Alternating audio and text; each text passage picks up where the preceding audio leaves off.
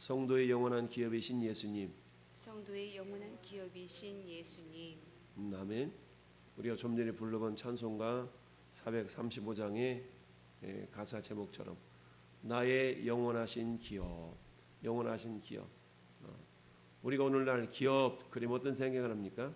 대기업, 삼성, 현대, SK 이런 기업들이 생각이 나죠. 그런데 그때 기록한 기업, 이때 사용하는 기업이라는 한자와 성경이 말하는 기업이라는 한자의 그 기자가 다릅니다. 보통 우리가 회사 이런 어떤 기업의 의미를 가지는 그런 기자는 꾀할 기자와 업업자를 사용하게 되는데요. 그런데 반면에 성경이 말하는 그야말로 기업의 그 기자는 터기자를 상징합니다. 그러니까 세상에서 경영하는 기업이라는 것은 뭔가 이익을 얻어내기 위해서 이루어진 그런 영업적인 영리적인 조직 공동체다라고 우리가 말할 수가 있죠. 이게 기업이라 그러면 기업의 목표는 한마디로 하면 영리추구 아니겠어요? 영업을 목적으로 하는 것이 기업의 목적이죠. 따라서 기업은 어떤 합법적인 방법을 동원해서 그들의 이익을 최대한으로 끌어올릴 수 있도록 온갖 가지 생각과 온갖 가지 그야말로 여러 가지 지혜를 짜내서 경영해 나가는 것이 기업이라 한다 그러면 오늘 우리 불러봤던 나의 영원하신 기업, 생명보다 귀하다.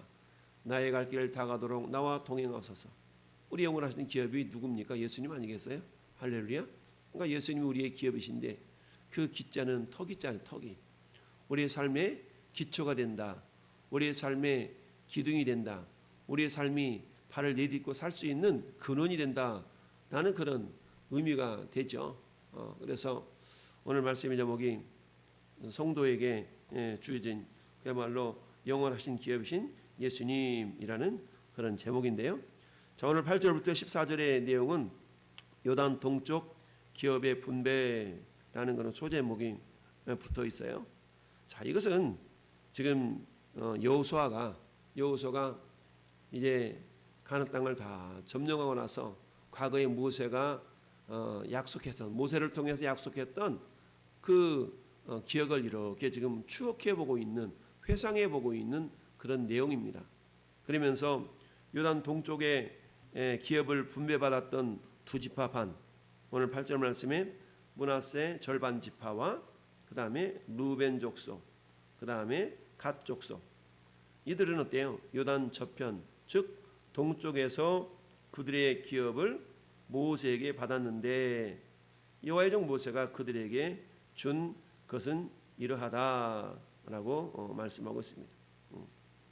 그럼부터 9절부터 13절까지 전체 5 영역으로 이렇게 설명하고 있습니다. 우린 평상시에 들어보지 못한 일이기 때문에 도대체 이게 나하고 무슨 상관이야 이렇게 우리가 생각할 수 있잖아요. 근데 오늘날 이걸 생각해 본다 그러면 오늘날에는 요단강과 사해와 저 위에 갈릴리 호수를 중심으로 해서 지금 이들은 요단 동편이니까 맨 밑에 루벤 지파가 분배받았던 땅은 지금으로 말하면 사해 동쪽, 사해 오른편 쪽이에요. 그 다음에 갓 지파가 분배받았던 땅은 갈릴리와 사해 사이의 오른쪽. 그리고 므낫세 반 지파는 갓 지파 위쪽으로 갈릴리 동쪽의 그 북부 지역으로 이렇게 분배를 받았던 겁니다. 그러니 땅의 넓이로 말한다 그러면 굉장히 넓은 지역을 분배를 받았던 거예요. 이들은 모세에게 어때요? 우리는 요단 동편 땅을 보니까 양치기도 좋고 목축하기도 좋은데 이 땅을 우리에게 주소서라고 모세에게 부탁을 해서 모세가 허락을 해주죠. 그 대신 조건이 있었어요. 그 조건이 뭐였냐면 대신 너희들은 하나님께서 약속하신 땅이 요단 서편 가나안 지역인데 그 요단 서편 가나안 지역을 다 점령할 때까지 너희들이 가서 같이 싸워줘야 된다 이렇게 얘기하죠. 그랬더니 이 두 지파 반이 옳습니다, 맞습니다, 그렇게 하겠습니다 라고 하면서 어때요? 그들이 나머지 9지파 반보다 앞서 나가서 요단 서편 땅을 다 정복할 때까지 그들이 함께 싸워주죠. 그 일로 결국 요단 동편에 있는 이 땅을 므낫세 지파, 루벤 지파, 갓 지파가 결국 차지하게 되는 그런 내용인데요. 그런데 이 요단 동편의 내용을 지금 우리가 굳이 막 쭉 설명하고 있는데 곧 아르논 골짜기가에 있는 아롤에서부터 골짜기 가운데 있는 성읍과 디몬까지 이르는 메드마 온 평지와 헤스본에서 다스리던 아모리 왕 시온의 모든 성읍 곧 암몬 자손의 경계까지와 길르앗과 및 구설 족속과 마가 족속의 지역과 온 헤르몬 산과 살르가까지의 온 바산 곧 르바의 남은 족속으로서의 아스다롯 에드메레이에서 다스리던 바산왕 옥은 온 나라와 쭉 얘기하면서 이 부분을 5영역으로 이렇게 나누고 있는데 굳이 우리가 이걸 다 기억하지 못한다 할지라도 결국 우리가 오늘 본문을 통해서 생각해 볼 것은 크게 2가지를 생각해 볼 수가 있어요. 첫 번째는 따라합시다. 언약에 신실하신 하나님. 그렇습니다. 언약에 신실하신 하나님에 대해서, 즉 하나님은 그 언약을 신실하게 이행하신다라는 이야기입니다. 여러분 여호수아 우리 마지막 장으로 이렇게 한번 넘어가 볼까요? 여호수아 마지막 장을 넘어가 보면 자 24장에 몇 절입니까? 23장이군요. 23장에 14절을 한번 볼까요? 23장에 14절 시작. 보라 나는 오늘 온 세상이 가는 길로 가려니와 너희 하나님 여호와께서 너희에게 대하여 말씀하신 모든 선한 말씀이 하나도 틀리지 아니하고 다 너희에게 응하여 그 중에 하나도 어김이 없음을 너희 모든 사람은 마음과 뜻으로 아는 바라. 아멘. 하나님께서 말씀하신 것은 너희에게 다 임했다. 15절도 너희 하나님 여호와께서 너희에게 말씀하신 모든 선한 말씀이 너희에게 임한 것 같이 여호와께서 모든 불견한 말씀도 너희에게 임하게 하사 이렇게 하실 것이다. 그러니까 하나님 말씀을 신뢰하고 믿고 나아가는 그런 삶을 앞으로 살아가라 라고 말씀을 하고 있는 겁니다. 그래서 첫 번째 오늘 8절부터 14절 사이에 우리가 생각해 볼 것은 하나님은 언약에 신실하신 분이다 라는 얘기죠. 약속에 신실하신 분. 우리는 오 신실하신 주 내 아버지요 이런 찬송도 우리가 부르고 있지 않습니까? 신실하시다. 여러분 우리가 민수기 23장 19절에서 자주 말씀드린 것처럼 메소포타미아와 있었던 무당인 발람이 모압 발락에게 이렇게 고용을 당해서 이스라엘을 저주하라고 이렇게 초대를 받지 않습니까? 그런데 어때요? 결국 하나님께서 이 발람에게 너는 이스라엘을 저주하지 말고 내가 너에게 이르는 말만 해. 근데 그 말이 뭐였어요? 축복의 말이었죠. 결국 이 모압 왕 발락은 비싼 돈을 주고 발람이를 고용했는데 돈 주고 오히려 이스라엘을 축복하게 하는 그런 일을 한 꼴이 되어져 버렸죠. 그래서 어때요? 하나님 인생이 아니시니 시건치 아니하시고 인자가 아니시니 후회가 없으시도다. 어찌 그 말씀하신 말을 실행하지 아니하며 행하지 아니하시랴 라고 얘기하고 있죠. 그러니까 신실하신 하나님에 대해서 그야말로 이방 신을 섬기는 발람의 입술을 통해서도 그렇게 고백하고 선포하게 하셨다. 그러면서 하는 말이 뭡니까? 여호와께서 나에게 이스라엘을 축복하라고 축복을 명받았으니 내가 이것을 돌이킬 수 없도다 라고 하면서 이스라엘을 축복하게 되죠. 결국 하나님의 어떤 신실하심이라는 것은 어때요? 하나님의 신실하심의 극치가 뭐라고 그랬어요? 예수님의 십자가의 죽으심이죠. 온 인류를 구원하시기로 계획하시고 작정하셨던 창세기 3장 15절의 원시복음. 이 원시복음, 여자의 후손은 네 머리를 상하게 할 것이고 네 후손은 여자의 후손의 뒤꿈치를 상하게 할 것이다. 이 원시복음이거든요. 결국 이것은 무엇을 말씀하냐면 예수 그리스도께서 장차 이 땅에 오셔서 사단의 권세를 완전히 정복하고 우리를 자유케 하실 것에 대한 하나님의 약속이죠. 그 약속이 수천 년 지난 예수 그리스도를 통하여서 결국 성취가 되어지면서 담당의 은혜, 우리는 다 양 같아서 그릇 행하여 각기 제 길로 갔거늘 여호와께서 우리 모두의 죄악을 그에게 담당시키셨도다 라고 예수님 오시기 700년 전에 이사야 선지자를 통해서 말씀하셨고, 그 언약은 700년 후에 결국 마리아를 통해 이 땅에 오신 예수 그리스도 3년 반 동안 공생애를 사시고 십자가에서 모진 고난 다 당하신 다음에 내가 다 이뤘다. 이 다 이뤘다는 말씀이 테텔레스타이라고 그랬죠. 이 테텔레스타이라는 용어는 상업적인 용어라고 그랬잖아요. 이것은 뭡니까? 뭔가 지불을 해야 될, 대가를 지불해야 됩니다. 어떤 물건을 샀으면 물건값을 지불해야 되잖아요. 그런데 우리가 우리의 죄 때문에 죄 문제를 해결하기 위해서 뭔가 내가 대가를 지불해야 되는데, 인간은 어떤 대가를 지불하고서도 죄 문제를 해결할 수가 없어요. 그런데 예수님께서 어때요?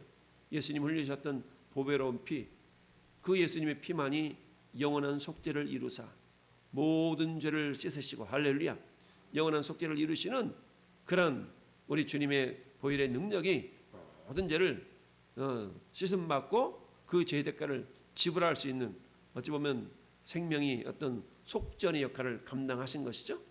그래서 어때요? 생명의 속전, 주님의 보혈이 이미 우리 모든 죄를 다 사했지만 우리가 어때요? 그 생명의 놀라운 은혜를 이루어 주신 그것을 우리가 잊지 않도록 하기 위해서 생명의 속전 삼아 드리는 그런 예물을 우리가 주일헌금이다 라고 한다고 그랬죠. 그 주일헌금에는 생명의 속전의 의미가 담겨져 있는 거예요. 그 생명의 속전, 그건 뭐예요? 주님, 우리의 이름을 기억해 주세요. 우리를 잊지 말아 주세요 라는, 우리를 주님께 자꾸 기억시키는, 그게 우리가 생명의 속전으로 드리는 우리의 주일헌금이에요. 그래서 그걸 갖다 우리가 기도할 때, 제가 축복할 때 뭐라고 말씀합니까? 주님의 보혈로 생명책에서 우리들의 이름이 흐려지지 않도록 주님 복을 더하셔 인쳐주시고, 이렇게 제가 축복하잖아요. 그런 의미가 담겨져 있는 것입니다. 그래서 오늘 본문을 통해서 우리가 기억할 것, 첫 번째는 하나님은 언약에 신실하시다.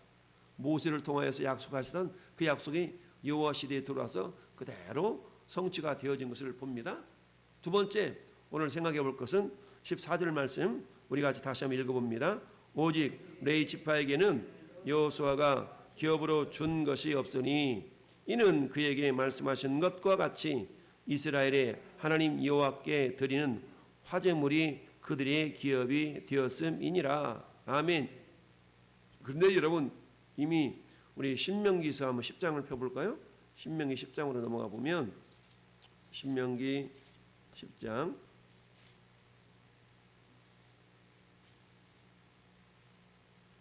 신명기 10장 9절 한번 볼까요? 우리가 좀 합독할까요? 그러므로 레위는 그의 형제 중에 분깃이 없으며 기업이 없고 내 하나님 여호와께서 그에게 말씀하신 같이 뭐가? 여호와가 그의 기업이시니라. 아멘. 여호와가 그의 기업이시란 얘기입니다. 여러분 몇 장 넘겨서 18장으로 넘어가 보세요. 신명기 18장 2절 1절 2절 같이 읽어봐요. 레위 사람 제사장과 레위 온 지파는 이스라엘 중에 분깃도 없고 기업도 없을지니 그들은 여호와의 화제물과 그 기업을 먹을 것이라. 그들이 그들의 형제 중에서 기업을 가지지 않을 것은 여호와께서 그들의 기업이 되심이니 그들에게 말씀하심과 같으니라. 아멘. 그러면서 이들이 먹고 살 것에 대해서는 어떻게 말씀하시냐, 한 가지 더 보겠습니다. 자, 민수기 18장, 장세기 출애굽기 민수기 18장을 보면, 민수기 18장 자 20절 보면, 자 같이 읽어봐요. 여호와께서 또 아론에게 이르시되 너는 이스라엘 자손의 땅에 기업도 없겠고 그들 중에 아무 분깃도 없을 것이나 내가 이스라엘 자손 중에 내 분깃이요 내 기업이니라. 아멘. 그러니까 아론이 레위 지파잖아요. 그러니까 레위 자손에게는 뭐라고 말씀해요? 너 아무 분깃 그 땅이 없어. 가나안 땅에 들어가도 너희들이 얻을 땅 없어. 왠 줄 알아? 내가 이스라엘 자손 중에서 네 기업이요 네 분깃이야 라고 말씀하고 있습니다. 그럼 어떻게 사는데요? 21절부터 보니까 내가 이스라엘의 11조를 레위 자손에게 기업으로 다 주어서 그들이 하는 일 곧 회막에서 하는 일을 감나니 이후로는 이스라엘 자손이 회막을 가까이 하지 말 것이라 죗값으로 죽을 것이라. 그러나 레위는 회막에서 봉사하며 자기들이 죄를 담당할 것이요 이스라엘 자손 중에는 기업이 없을 것이니 이는 너희의 대대의 영원한 율례니라. 24절 이스라엘 자손이 여호와께 거저드린 11조를 레위인에게 기업으로 주었으므로 내가 그들에게 대하여 말하기를 이스라엘 자손 중에서 기업이 없을 것이라 하였노라. 아멘. 자, 레위 지파는 어때요? 레위 지파는 가나안 땅에 기업이 없는 대신에 나머지 11지파가 드리는 11조를 통하여서 살아가도록 이렇게 하나님께서 법을 정하셨어요. 그 대신 레위 지파는 너희가 전적으로 뭐하라? 하나님께 헌신하는 그런 삶을 살아라 라고 말씀하고 있습니다. 즉 이 땅에서는 기업이 없고 여호와가 기업이다. 이걸 통해서 오늘날 우리에게 상징해 주고 있는 것이 있는데요. 그것은 뭐냐? 여러분 오늘날에 우리 왜 목회자들도 그런 삶을 살도록 일반적으로 하죠. 이 목사들이 뭘 먹고 사나? 목사는 여러분들의 헌금으로 사는 존재가 목사입니다. 그러면 누가 오늘날에 레위인과 같은 자들이냐? 사실은 모든 성도가 레위인과 같은 존재들이에요. 왜냐하면 여러분 자 레위인 가운데서 제사장이 나오죠. 레위인 가운데서 제사장이 나왔어요. 그러면 제사장이 하는 일은 뭡니까? 말씀을 전해서 이스라엘 백성과 하나님과의 관계를 화목시키는 그런 역할이 제사장의 역할이죠. 그런데 사도 베드로가 베드로전서 2장 9절에 뭐라고 말씀하세요? 너희는 왕 같은 제사장들이라고 말씀하세요. 그럼 너희라는 것은 뭐예요? 믿는 모든 성도거든요. 그러면 신약시대에 들어와서 모든 성도가 제사장이라는 얘기입니다. 즉 레위 지파가 된다는 얘기예요. 그러면 구약의 레위 지파에게는 기업이 땅이 없었어요? 오직 하나님이 그들의 기업이었어요? 그럼 오늘날 우리에게도 어때요? 땅을 소망 삼아 살아가지 말라는 얘기입니다. 마치 사도 바울이 빌립보서 3장에서 우리의 시민권은 하늘에 있는지라 그랬죠? 우리의 시민권은 하늘에 있다고 그랬어요. 즉 우리의 기업이 이 땅에서 어떻게 하면 땅 한 평 더 가지려고 아등바등 사는 그런 인생이 아니라 우리가 머물 곳은 영원한 하늘나라, 영원한 저 천국에 있다는 얘기입니다. 그러니까 이 땅에서 그렇게 길을 쓰고 그야말로 이 땅에 땅 한 평 더 얻으려고 그렇게 바리바리 그러지 말고 영원한 하늘나라를 소망 삼고 대신 영원한 하늘나라의 주인이신 예수님은 우리의 기초, 우리의 근원으로 삼고 살아가라. 그게 기업이라는 의미예요. 그래서 나의 영원하신 기업 생명보다 귀하다. 그게 예수님이라는 얘기입니다. 할렐루야. 따라서 우리 성도에게 영원한 기업으로 삼을 것은 다른 게 아니라 예수 그리스도가 우리 영원한 기업입니다. 그것은 뭡니까? 이 땅에서 내가 어떻게 해서든지 한 푼이라도 더 벌고 어떻게 해서든지 내가 더 많은 것을 거머쥐려고 하는 그런 욕망의 절반만큼이라도 우리 주님을 소유하고 우리 주님으로 살려고 하고 주님으로 만족하려고 하고 하는 그런 믿음의 모습들이 우리들에게 있어야 된다. 이게 예수 그리스도를 우리의 영원한 기업 삼는 성도의 삶의 자세가 될 수 있다라는 얘기입니다. 그러면서 어때요?